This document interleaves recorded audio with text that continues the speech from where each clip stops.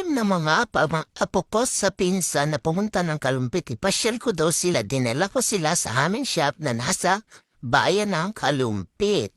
Ayan, diyan ko sila pinasyal at maganda pa raw kami. Siyempre, dinala ko sila sa makasaysayang tulay ng Kalumpit na nandito sa Barangay Kanyugan.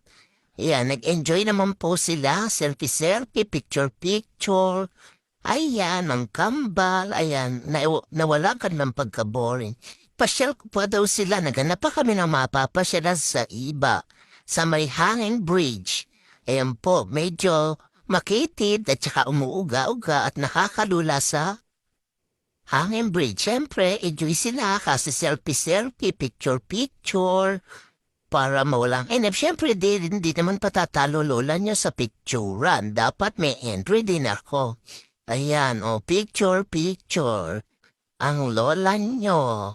Tapos pag may dumarahang bisikleta, nalulula po sila dahil umaalog-alog ang tulay. Nakakalula naman talaga. Kaya ang person takot na takot. Ayan po, nag-enjoy po ang aking dalawang apo sa pinsan na kambal, si Kirsten at si Karen. Next time daw, sleep over sila kung papayagan sila. Thank you po.